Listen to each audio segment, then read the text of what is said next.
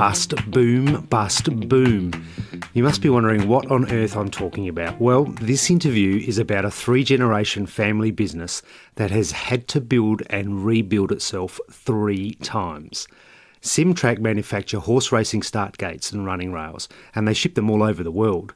Even if you're not into horse racing, which I'm not, you have to listen to this episode because the lessons in here about business in general are amazing. We cover a range of topics, including the risks associated with expanding too far away from your core business, how banks can be your friend when things are going well, but not so much when you face tough times, how throwing away your existing designs to build an entirely new product can lead to greatness, and how family businesses can successfully span multiple generations. Just a quick note about the quality of the recording. There will be a few strange noises every now and then, like forklifts and machinery going off in the background. That's because we recorded this at their manufacturing facility. My name is Ben Campbell, and this is The Self-Made Theory. Kieren, welcome to The Self-Made Theory. Thanks very much, mate. Pleased to be here. So we're at your manufacturing facility at Mount Barker in the Adelaide Hills, which is a pretty nice part of the world to come to work every day. It's lovely up here in the hills. So tell us about Simtrack. Who is Simtrack? What's your elevator pitch? Simtrack is a very niche and unique business that makes starting barriers for the horse race courses both in Australia and pretty well anywhere in the world. We also do the running rail, which guides the horses around the tracks, which includes not just the course proper, but also the inside tracks, training tracks. And we also supply to a lot of the private trainers, both here and overseas as well. So it's private training facilities. That's right, like the Lindsay Parks and the Gay Waterhouses and all those sort of people that have their own private facilities. It seems like a strange place, Adelaide, to run that type of business that exports globally. But when I understand your history, it actually goes back quite a long way. This isn't a new business that started up yesterday.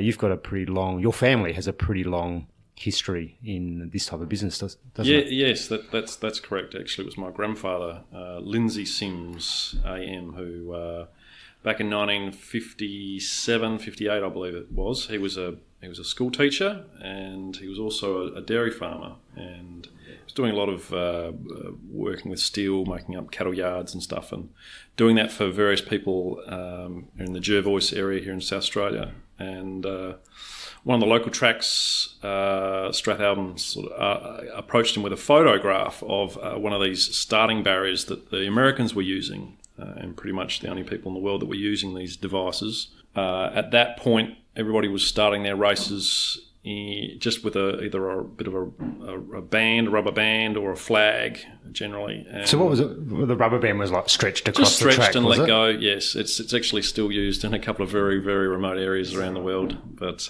not too many these days.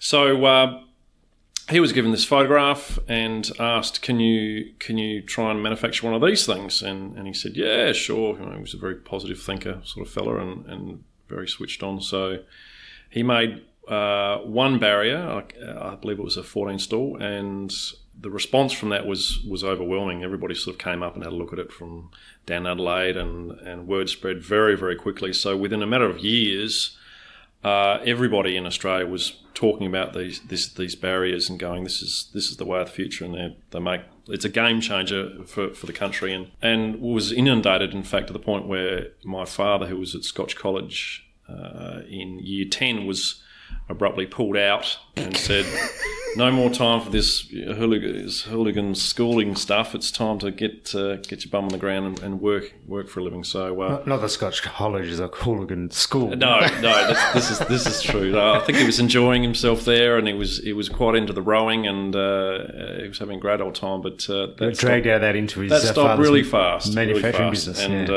so we were based in those days. We were based in Murray Bridge. That was the first place we bought a factory. But yeah, within a couple of years, there was many dozen orders, and in those days, Australia had 1,600 race courses. Wow. So unlike anywhere on the planet. So per capita, way above anywhere else. Absolutely. Nowhere else in the world, unlike Australia, we're quite horse mad when it comes to that sort of game. And what about today? Is it different today? It is. A bit of a shame, but basically what happens is as corporates move in and it's all about money and finance, and even more is the occupational health and safety sort of stuff. So the track that operated for 30 or 40 years in the outback that used a wooden running rail, suddenly, and they only race once a year and they only have so many funds, all of a sudden the hierarchy says you need to upgrade, you need to replace all that rail with the latest and greatest, and if you can't afford it, we're going to shut you down.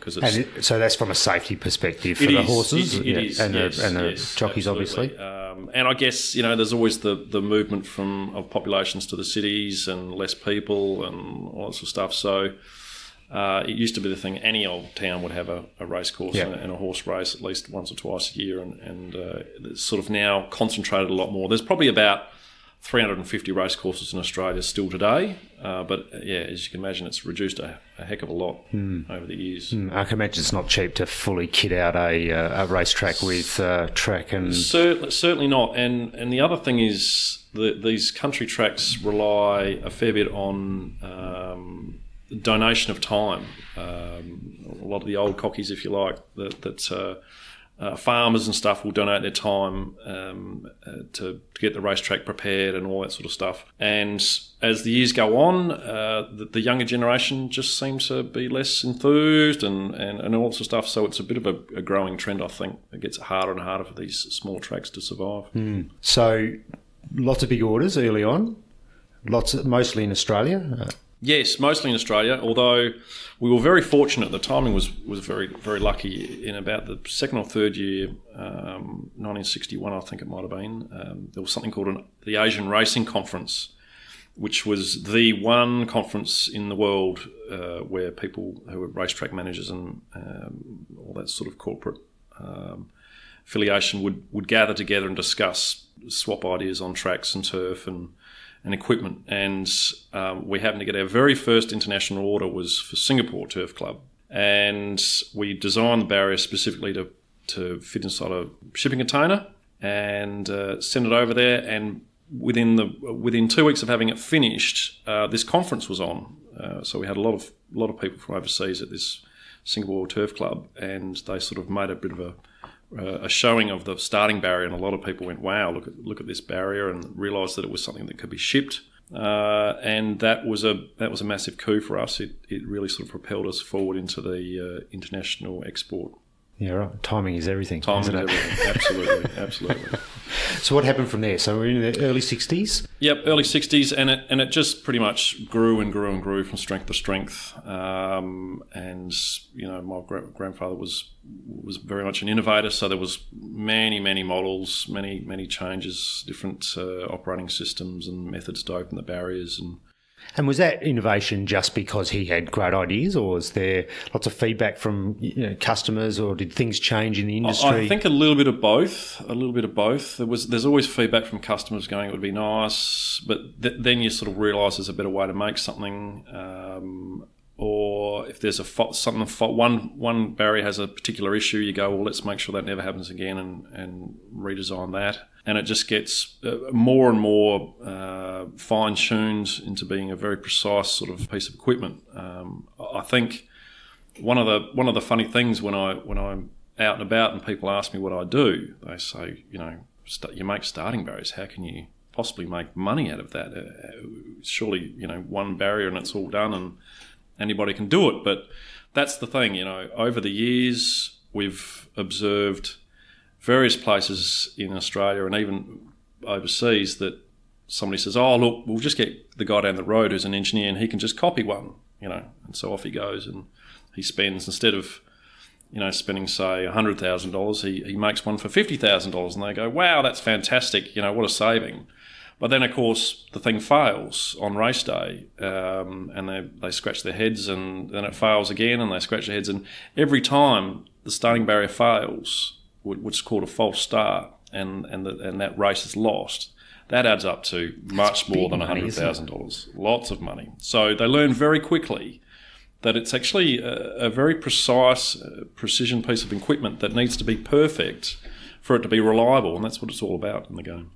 Well, I think the other thing too, with net new starters that come into an industry that don't have that history, is that they may be able to copy elements, but they often don't know the why behind the design. Absolutely. Because that's what you've got. In the last 50 years, you've got all this why behind why something's built a particular way. That's right. And so you know that you incrementally build on every element of that until you get an exceptional product. That's right. And even today, there might be a particular point of design, and I'll say to my father, gee, why don't we do it like this? And he said, no, we tried that 30 years ago. Didn't work because of this. This happened. I was like, oh, okay. And so, it is very much an ongoing design development sort of situation. And I think probably about 5 years ago, 6 years ago, I was in Inner Mongolia putting in a starting barrier. There was a Chinese gate that was made that was a copy, and having a look at it, and it was just hilarious to see the thin sheeted metal and all this sort of stuff. And from what I understand, they used it for about a week or two, and then just put it over in the corner and said, "It's too dangerous. It's falling apart. It's a disaster." So a total waste of their money. And subsequently, they came on to order from us, and that's the thing. The Chinese are really good at making things, but they need to make hundreds of thousands of things, and to get it right. And you don't make hundreds of thousands of starting gates. No, that's right. You just don't. It's very niche. And when you're saving $50,000, when you think of the total cost of the horses that sit inside of that starting gate, it's a minuscule amount. That's really. Right. That's right. In fact, I remember we won a very large contract in 2009. It was the largest single order for starting gates ever, about 47 starting barriers for France, which was kind of ironic because at the same time there was the GFC hitting. Mm-hmm. So while everybody else was sort of shrinking, we had to triple our workforce. And it's a nice problem to have. A very nice problem to have. They had a problem over there where some gates were sort of sticking, and there was just, as I said again, one false start adds up to a lot of money. And they were saying, look, if the gate doesn't open perfectly, that's €800,000 per opening that it costs that club. So we ended up that night on the phone, and the service people over there were all up through all the like 4 o'clock, 5 o'clock, still working on it, and it was a very unusual scenario where they'd requested we use these particular vinyl covers on the front gates, and it was sort of 0 degrees or sub-zero temperatures, and the sort of the frost and stuff was making these two vinyls sort of stick together and stopping them. But it took us many hours to work it out and all that sort of stuff. But we got there in the end. But it is a very expensive game to get wrong. So, I mean, I'm looking behind you in your office, and you've got this map of the world, and you've got pins stuck all over the world in all sorts of countries. You mentioned Mongolia, obviously. How much of your business today comes from export as opposed to Australian customers? Australia is still our fundamental base, and again, as I explained, Australia really is horse mad with currently about 350 racetracks. So we're actually just born to do this in a sense. We're in the right country to be running this business, and that's why. And there's only a few people in the world that do this equipment. No more than sort of 4 or 5 that do it, and us being at the forefront is because we make so many for Australia, and that really helps us produce such a fantastic product. In America, for example, they have just by comparison 118 race courses. So if you look at the two countries and really, yes, 118. That's it. So it really sort of makes you think how involved we are and invested we are in horse racing. That's amazing. I mean, given that a country 10 times the size of Australia in terms of population. That's right. Yeah, wow, we really are at the top of the pyramid in so many senses. Yeah, okay. We might not have the big money that Royal Ascot or Singapore or Hong Kong have, but we are by far and wide the biggest horse racing country in the world. per capita. And so, yeah, for that reason, Australia really is our base, and we do the bulk of our work here. I'd say probably 20 to 30% of our turnover is export per year, but Australia really is the fundamental foundation of the business.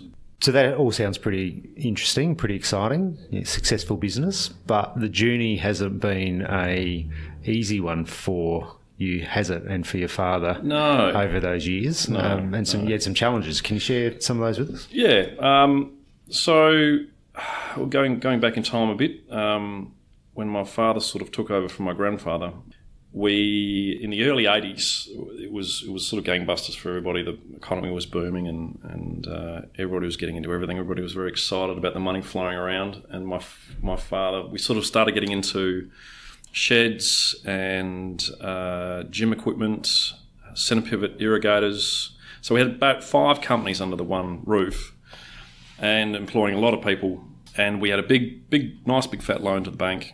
And so why the expansion? Why move out of the starting gate? Just because we had this old factory, which used to be a transport factory, storage shed, and we took it over back in the sort of 1960s, and we'd been running out of that for a long time, and we'd tacked on bits here and there, and it was a very ramshackle sort of premises. So it had such a successful, throughout the 70s, and it looked like nothing was going to sort of stop. So my father went, right, let's set up a state-of-the-art sort of factory, spend the money, and there's so much more potential for other products. So onwards and upwards, as an entrepreneur often does, takes on wherever there could be potential profits. And that was all going quite well throughout the 80s, but towards the end of the 80s, a recession started looming, and a couple of other things. We had a court case which,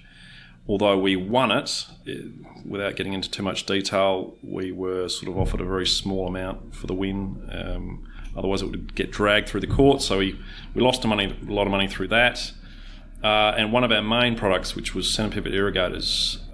So for those that don't know, what's a centre pivot irrigator is basically like a big sprinkler. It irrigates huge expanses of lucerne and hay and various things. And they basically plug it in the middle of a paddock. Centre point, yeah, that's right. A bit like a compass, if you like, or sort of thing.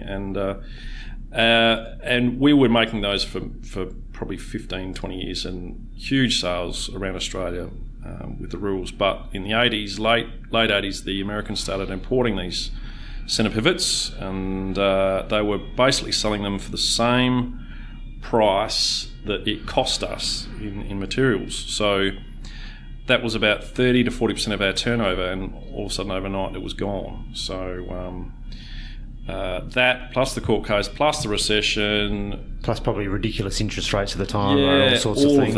All of that. So we were the bank eventually pulled the pin, and it was some pretty tough times for our family, and we were personally guaranteed to the bank, so we lost everything. We lost cars and houses and any investments, and pretty much reduced to zero once again. So how did that feel like? What sort of impact did that have on the family? I was just out of school, so I was late teens. I didn't really, because I actually went to school and I was also studying in Adelaide, I didn't see, my parents are still located in Murray Bridge, so I didn't see a lot of it, the stress which my parents would have been going through. So for better or worse, I didn't quite see that side of it. But we ended up starting up with a friend of my father's for the next sort of 5 years. So what, restarting the business? Restarting the business and just focusing on the starting gates and the running rails. So back to the core that made you successful. And the important part about those products is you don't get bad debts. You don't get companies going under. Racetracks don't go under as per se. They're sort of overseen by racing bodies, especially in Australia. It's a very low risk from that sort of point of view, unlike other products. And what's the racing industry like in terms of being recession-proof compared to others? Very recession-proof. I think a lot of people, you know, when the chips are down, they might go down to the local pub and put on a few bets just to sort of see if they can't, you know, get a bit of luck going. And I think I've never really known a downturn. And there's people say it's seasonal, but it's not really. You have the spring racing carnival and all that sort of stuff, but it's pretty consistent. And we never really have noticed a dip. It's just sort of growing and growing in a sense, even though there's less racetracks around. But yeah, so we start up again with a friend, and after 5 years, that all went pear-shaped, which I think many of the listeners might be aware. You get a friend involved in business, and it doesn't always work out so well. So we then started again with pretty much zero in 1996. So this is This is our third go at it. So I think my father was well into his 50s at this stage, and pretty well had no house, no sort of real savings. And were you in the business? I was at that stage. Yes, I was. I'd started in the business by about the age of 22. Yep. Started off, you know, sweeping the floor and doing some welding and stuff like that, and I'd moved through the machine shop, fitting and turning, and sort of gone through a few of the trades. And I'd moved on to AutoCAD drafting at that stage. So come third time round, were you questioning entering the business? That was definitely when I felt it, because I was sort of so involved in it. When we walked away with the zero again, it was I was sort of living with my parents at the time, and because we didn't have a lot of money, and it was devastating to see you know, my father sort of depressed and the anxiety with my mother, and sort of going, what are we going to do? You know, how can we look forward to the future when everything's collapsed again? So why do it again? Why not just go, that's it, I'm done, I'm going to go and find something else, get a job where I just work for someone? Why? Well, yeah, that's a fair point, I guess. That's a fair point. I think my father, you know, my father's a very intelligent man, and he can turn his hand at pneumatics, electronics, pretty much anything. You know, he's very well read and self-taught. But he had, unlike what, you know, he walked away from what was existing with the friend, and we knew they didn't have the history that we did. You know, all this information, all this history, all this knowledge that my father knew, well, he can't do that design because it doesn't work as we tried it 30 years ago. That was in his mind, in his head. So he really, you could quite confidently say that my father is probably the foremost authority on starting gates in the world today. You know, nobody alive today has his experience, his design experience, his knowledge. So I guess... So while you'd lost the company to someone, you know, who'd been sort of involved in it for a little period of time, you were confident that you could build another company based on that. And I guess more so because that person that we walked away from had no background on it. So we thought, well, we know we can do this. You know, we've done it before. It might be a bit of a long road, but you know, we can compete and we can be very, very competitive in this market, and we know we can. So we got back into it, and we hired a little concrete shed up in Mount Barker, and my father and I worked out of there. He was cutting the steel and I was welding the steel, and we actually made chicken sheds for a number of years, about 3 or 4 years, and picked up any sort of general engineering repairs we could in Adelaide Hills. And all the while, in the background on the weekends, designing a brand new, from the ground up, starting barrier and running rail design, and working on jigs and all that sort of stuff. And after about 4 years... Because I assume it has to be a net new design, right? Because you can't use the designs you designed before because you didn't own them anymore, I imagine. They were in the other company. Absolutely. My father's name might have been on the patents. It's company owned. So we had to start from scratch. And, you know, there's a lot of benefit in starting from scratch. You have a product that you sort of tack on bits and all that sort of stuff, and you modify and you advance, but there's nothing better than going, you know, there's all these areas we could probably do if we just wanted to chuck it away and start from the ground up.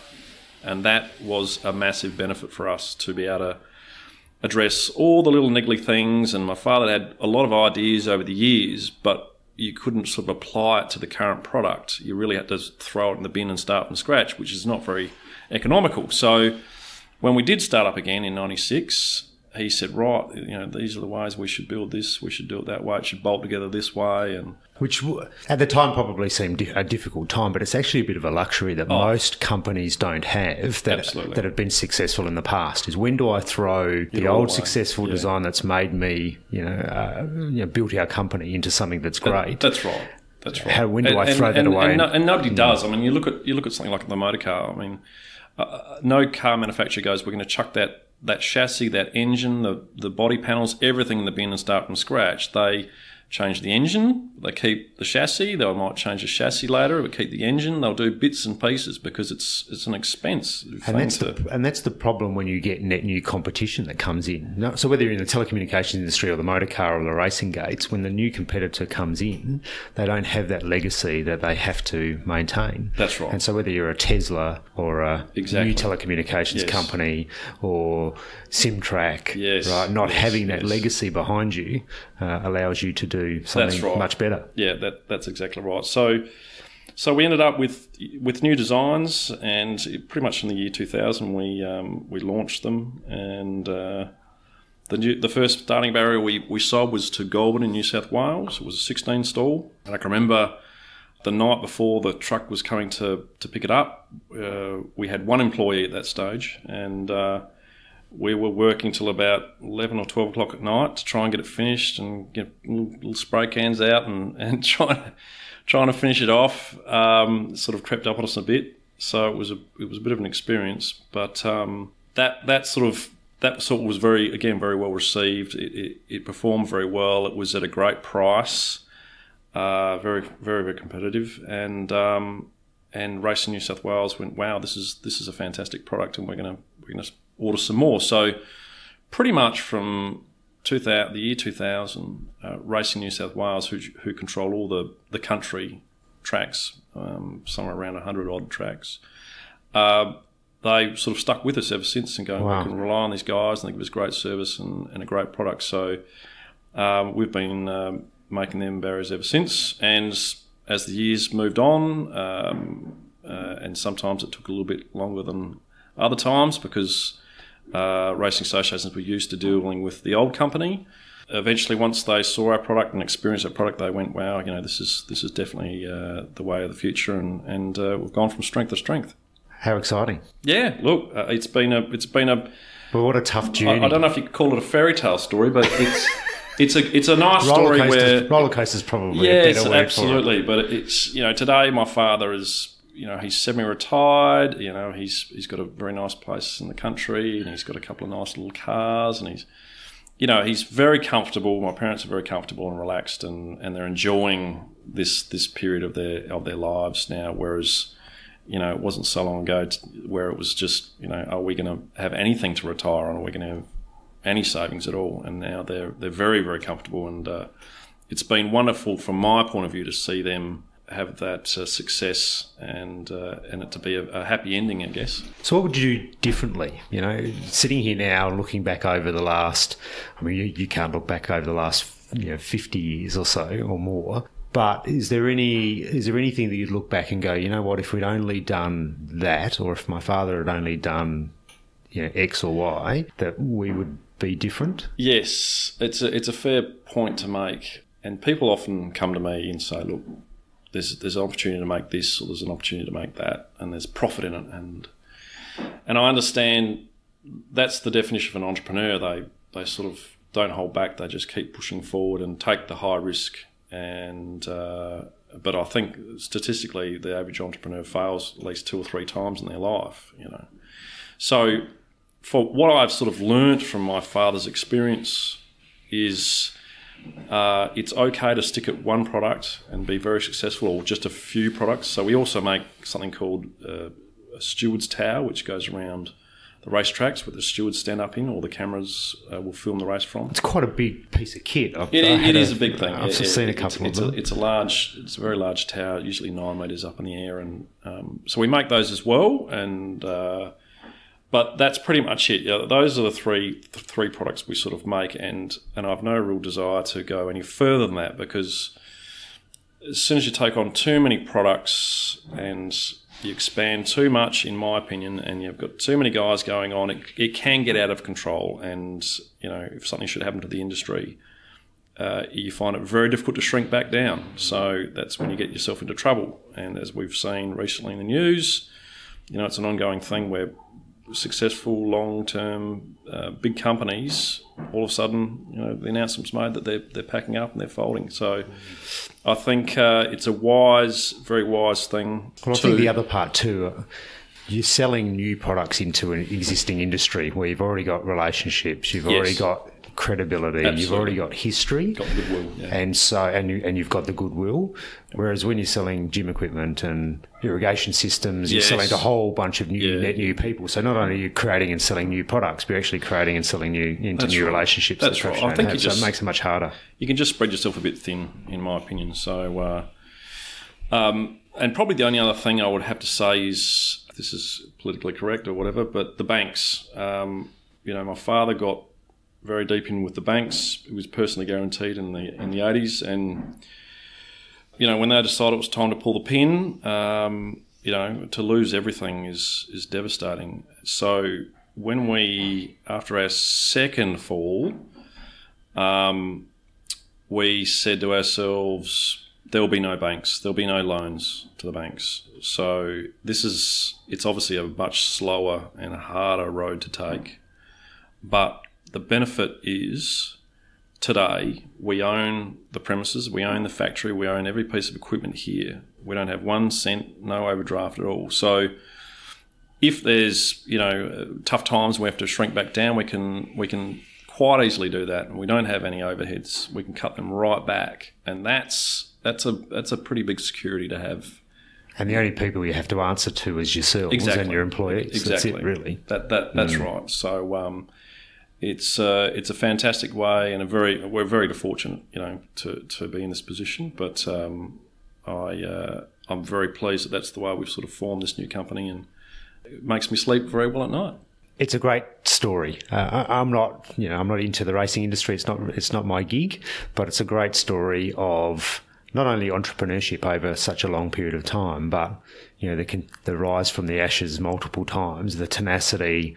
And the great success, great product, great success, both here and overseas. So you should be very proud of what you and your father and your grandfather before him built. So, yeah, well done. Thank you very much. I appreciate it. Cheers.